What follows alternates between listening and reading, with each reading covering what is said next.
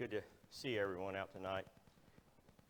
As we continue on my studies in the Old Testament on the evening classes or evening lessons, I'm continuing to go through the minor prophets.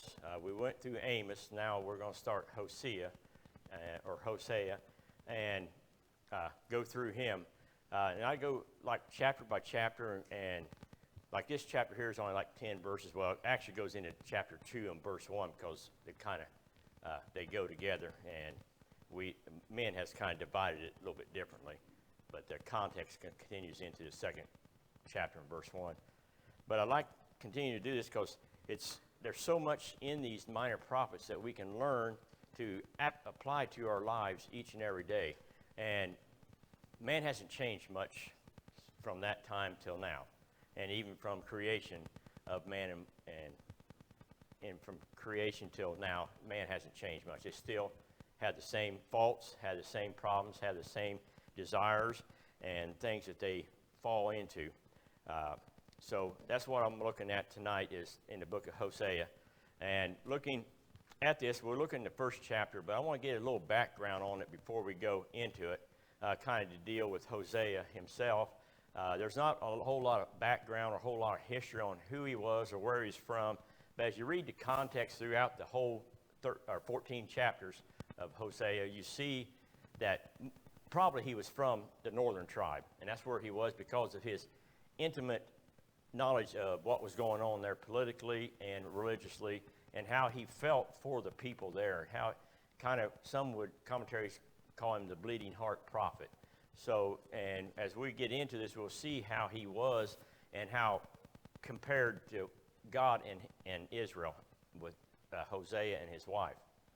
But also, we don't know a whole lot about his occupation or anything like that, but once again, as we study and you look through context, you can kind of come to a conclusion or come to an idea. Maybe he was of the priestly order because of the knowledge he had concerning the priest and how he was on the priest because they weren't doing their job, which was to lead the people, to teach the people religiously and how they were to act towards God and their service towards God.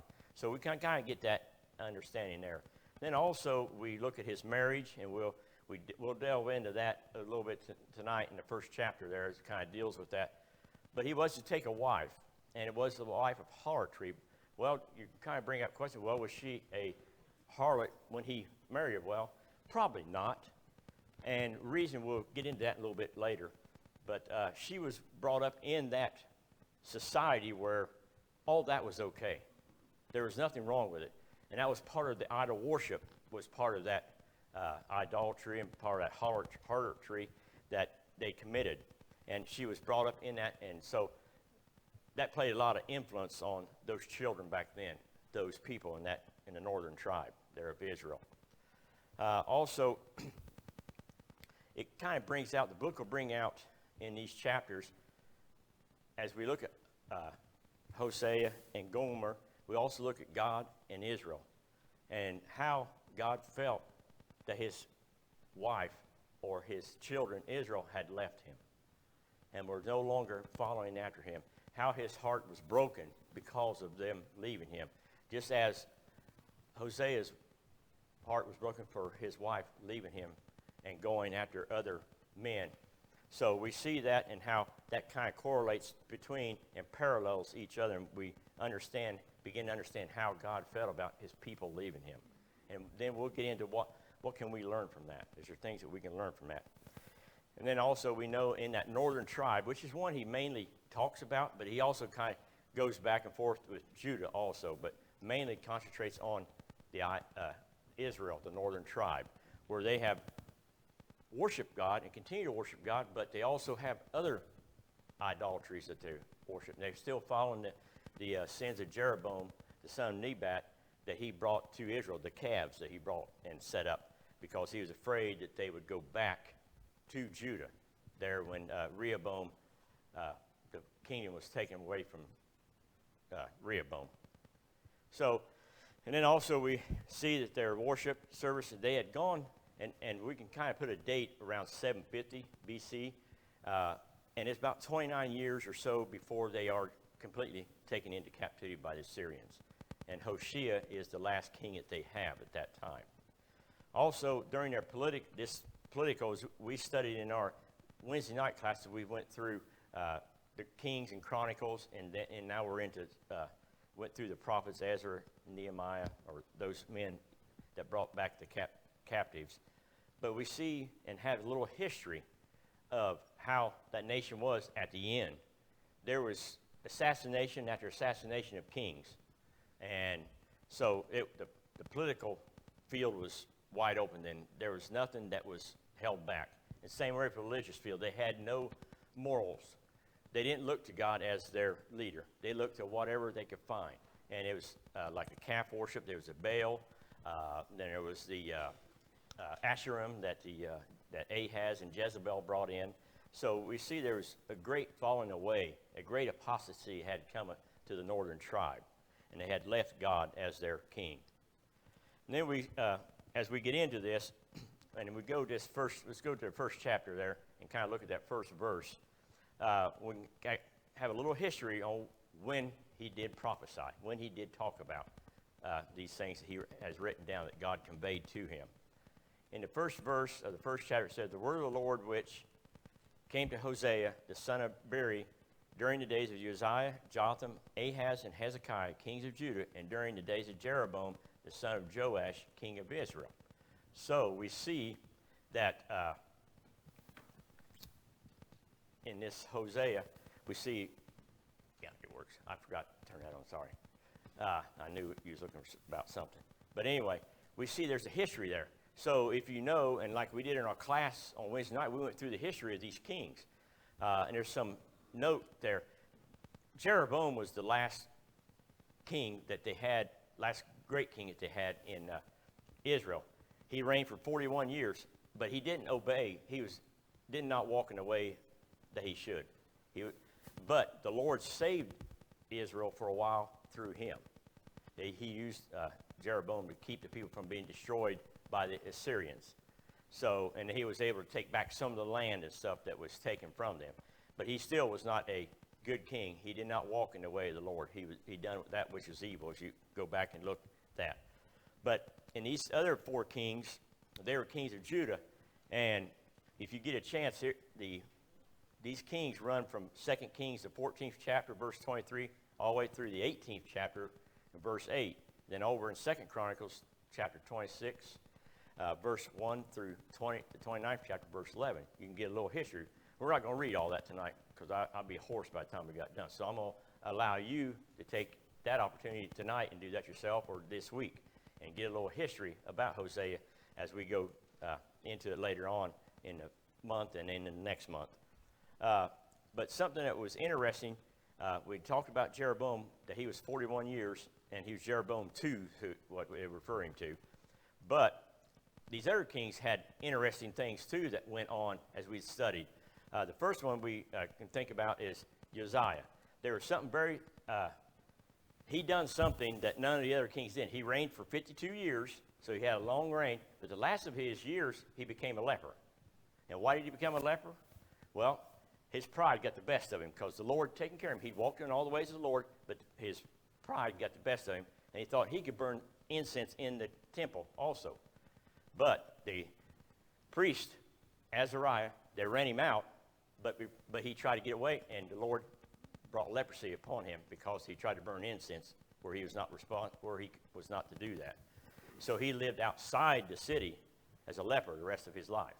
And then his son Jotham, as we see here, and he's just very short about Jotham. He only reigned for about, I think, like 21 years. But he reigned the rest of his father's time. He took care of the city while his father was put out in a leprosy camp, basically. And then he reigned. And then his son, Ahaz, began to reign. And there's a couple notable things about Ahaz. He went up to Assyria and seen the gods up there, and he brought one of the priests up there and said, "Hey, blueprint this," basically what he said, "bring it down, make this God here in Judah." Well, that was something that went against God. He did not walk in the ways that his forefathers had walked, like David and Solomon and some of the others, and like his grandfather Uzziah had done. But there is something notable about him. In Isaiah, the 7th chapter, the Lord said, or through Isaiah, it tells, hey, ask for a sign that I'm going to protect you from the Armenians and northern tribe. And he said, I'm not going to ask of the Lord a thing. He said, well, I'm going to show you something. And that's where we come up with the 7th chapter and verse 14. It says, unto you will be unto a virgin will be born a male, and his name will be named Emmanuel.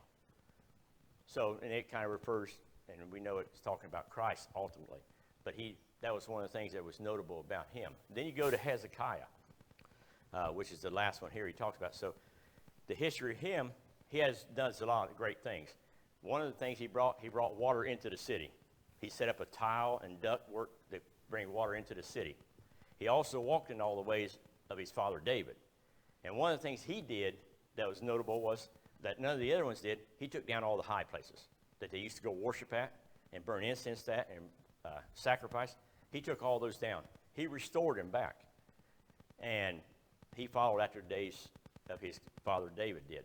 But also he was found sick or became sick, and then he asked the Lord to give him longer life, and he did 15 years, and he asked for it, and he talked about the shadow going backwards on the stairway. So that was something notable about Hezekiah.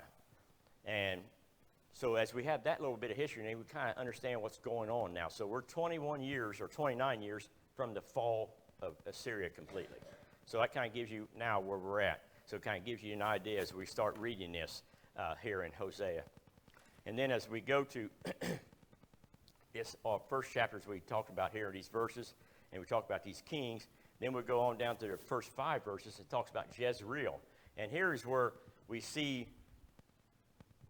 Hosea is to go marry the harlotry, a woman of harlotry. And this is what we begin with here in verse 2. It says, when the Lord first spoke through Hosea, the Lord said to Hosea, go take for yourself a wife of harlotry and have children of harlotry, for the land commits flagrant harlotry because they have forsaken the Lord. So he went out and took Gomer, the son of Diblaim, and she conceived and bore him a son. And the Lord said to him, name him Jezreel, for yet a little while, and I will punish the house of Jehu for the bloodshed of Jezreel, and I will put an end to the kingdom of the house of Israel. On that day I will break the bow of Israel in the valley of Jezreel. Okay, so now we need to find out who Jehu was. Well, he was a king of Israel also, but he was given a command to go and take and destroy all the house of Ahab. And so he did that, and he took the 7 sons of Ahab into the valley of Jezreel, or that's where they were brought. The heads of those sons were brought to the valley of Jezreel. But also, he done something else. He also took the life of Jezebel. Well, they threw her out, and they trampled over with their horses. But there's something about Jehu. He did do what the Lord commanded, but he still continued to follow the ways of Jeroboam. So he did the commandment of the Lord, but he didn't follow the Lord. So go over to the 2 Kings, the 10th chapter, and we'll have a little bit of a writing there concerning Jehu and what he did and why this is being brought upon him. It says because of his bloodshed, but it's also because of what he did not do. There in the 10th chapter of 2 Kings? Yeah, 2 Kings is 10th chapter. And beginning in verse 31, or 30, verse 30. If I get down there quick enough. Then the Lord said to Jehu, because you have done well in executing what is right in my eyes, and have done to the house of Ahab according to all that was in my heart, your sons of the 4th generation shall sit on the throne of Israel. So he did all that God had commanded him, and he says, your sons will sit on the throne up to the 4th generation. And that was something that he was given him because he did what the Lord had commanded him. He walked in it right, and he did all that was right in the eyes of the Lord. But then verse 31 gives you a little more information about Jehu. It says, but Jehu was not careful to walk in the law of the Lord, the God of Israel, with all his heart. He did not part from the sins of Jeroboam, which he made Israel to sin. So we see that Jehu did not completely follow the Lord. He still allowed the worship of the calf worship. and the sins of Jeroboam, which he caused Israel to sin. So that was the thing there. He said, I'm going to destroy you, Israel, and it's going to be brought upon the heads of Jehu. I'm going to destroy it here. And he talks about, as he talks about here about Jezreel. And another thing we kind of need to also keep in our mind as we're thinking about this, Hosea's name means salvation. So as you kind of drift this through as we go through, keep that in your mind, that his name is to deal with salvation. And that helps us as we go through and understand as we're looking at these different names or these different, his different children and what is the Lord is trying to get them to understand with these children. So this was Hosea's first son, which he named him Jezreel. And he said it was because that he was going to punish the house of Israel. And it was going to be destroyed there in that valley of Jezreel is where the final battle was going to be and taken down. And Hosea would be the final king before that Assyrian captivity. Now as we go a little bit further, and we look and look at the verse down, it says, and I will, on that day I will break the bow of Israel in the valley of Jezreel. In other words, he's going to destroy the kingdom of Israel, the northern tribe, and it's not going to be brought back again. It's going to be completely gone. He said he would punish it, and it's going to be, as we get down, we'll see, and he's not going to even forgive them. So as we go on to the next few verses here, first the next two verses, we see that his wife conceives again and gives birth to a daughter, and the Lord said to him, name her Lu-Ruhamah, I think that's pronounced right, for I will no longer have compassion on the house of Israel, that I will never forgive them, or I would ever forgive them. So he's not going to have compassion on them. Why is he not going to have compassion on them? Because they have not followed the ways of the Lord. They have turned their back on him and went after other gods and thought those other gods are going to save them from any enemies that come upon them. So he said, I'm not going to have compassion on you no more. That's going to be gone. And here we think of, as we kind of look at Hosea, we see that he's kind of wondering, and you kind of look in his mind as you go through the rest of the book, that he's kind of wondering if this is his child, because his wife being of the harlotry, going around from man to man. So he's kind of wondering about this, and he's not having a lot of compassion on her for this. Same way the Lord was not having compassion on them because they had broken the covenant with the Lord.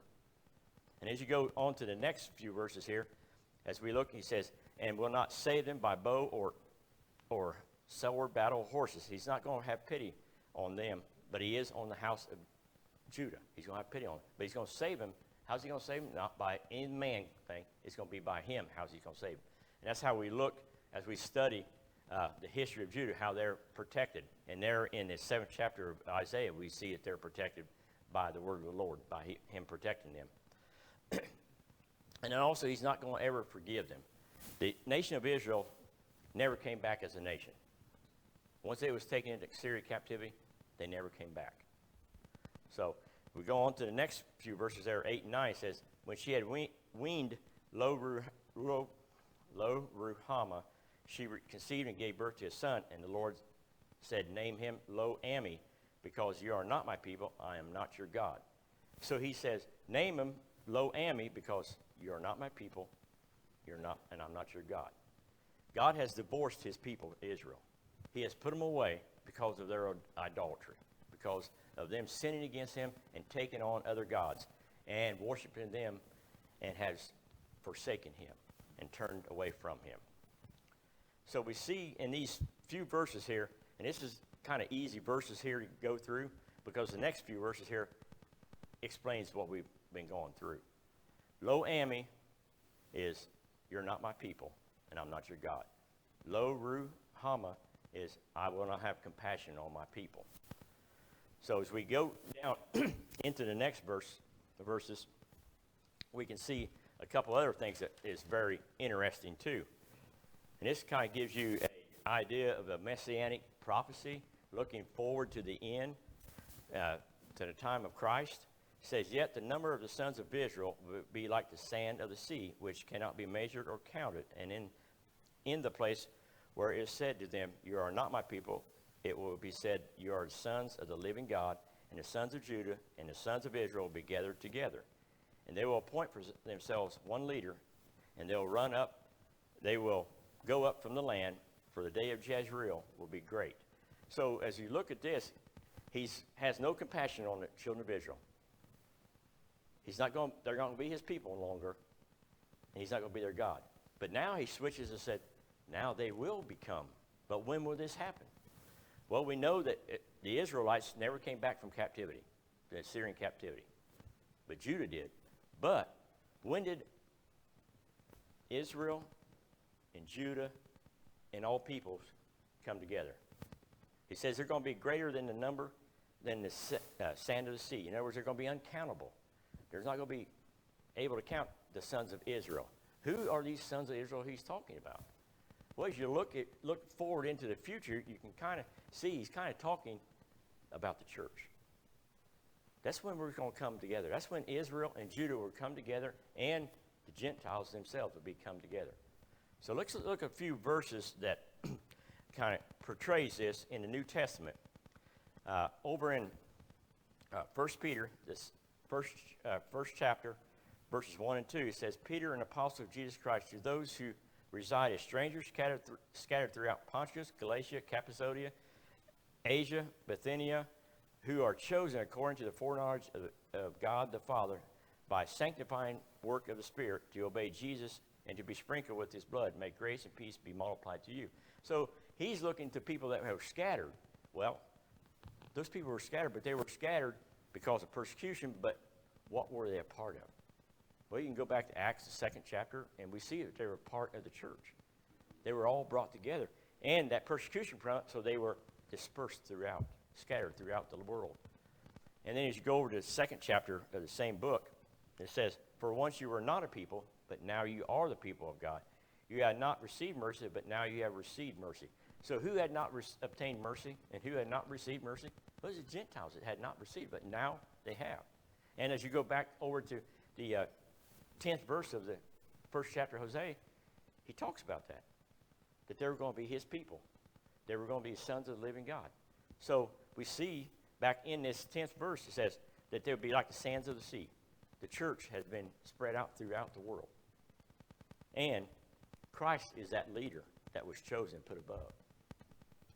And you can look at that there in verse 10 and 11.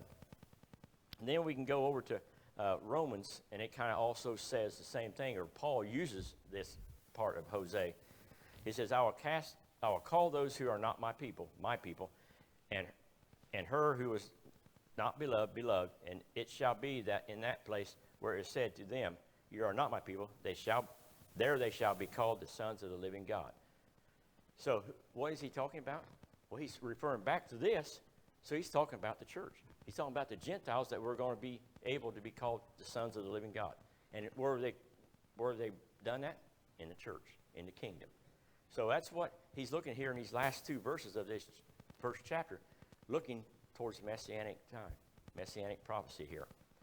And then there's another thing, and we get into the next verse there, chapter 2 of Hosea, and verse 1. It says, say to your brothers Ami, and to your sisters Ruhamah, Ami, my people, Ruhamah, who have received mercy. So who's he talking about? We talk about the low Ami, the low Ruhamah, not my people, not compassion, but now he takes away that low, they become Ami, my brother, or my people, and Ruhamah receives mercy. So that's what he's looking for. He's saying, they're going to, at one time, they're going to be my people, and I'm going to have mercy upon them. And they're going to be able to obtain that through Christ, as we look through the prophecy here. So tonight, as we look through this, and it was like I knew it was going to be a short, kind of like Johnny Edwards, snap and go, but we needed to get our eyes and arms wrapped around the beginning of this so we can remember as we get into this rest of this book.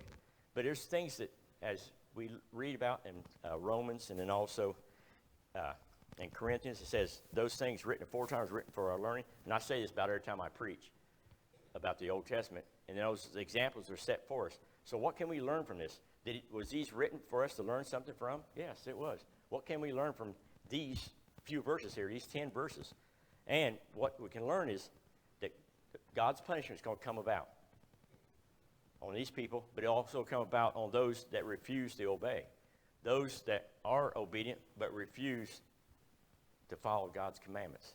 And want to, as Israel, I want to follow God's commandment, but I also want to do these other things too. That's what they wanted to do. They wanted to worship somebody else, but they also wanted to worship God. But you cannot be that way. The priority is God's got to be first. And that's where the people of Israel forgot. That's where we can learn that we put God's first, and his punishment won't come upon us. We will be rewarded in the end. And then also, remember God's love and mercy. He said, I'm going to destroy Israel because of their idolatry, because of them committing adultery with me. They took away my covenant. They destroyed my covenant. But what's he say in the end? I will bring them back. Those that of the remnant, those that are obedient, those that look to God, those that are his people. Those are the ones that are obedient. So we see that God has love, mercy, and grace. Especially to those who repent and turn away. As Peter told him, he said, repent and be baptized for remission of sins, because they asked, what shall we do? Then also on down in the 3rd chapter, he said, turn away from this evil generation. So there's things that we can do, and we can learn from these minor prophets, or application in our own lives. We need to take God first and set aside these things that we want to follow and get put first in our lives. We need to put God first, then those other things. So tonight, as you think about these things, hopefully you can go home and read this chapter and read the history that I talked about in Kings and in Chronicles, and also here in the New Testament we went to, those verses that we have gone to, and look at them and say, see, God's word is consistent throughout. So I need to be obedient unto God's word, because he is a loving God, a merciful God, and he's willing to forgive. So if there's those that have not obeyed the gospel, tonight's the night you can do that. Put away that old life and become new. Or if you have and need the prayers of the church because you've slipped away and turned away from God, went back into the world, or are still trying to hang on to the world, now's the time for you to take away those things. So if anyone's subject to the invitation, won't you come as we stand and sing?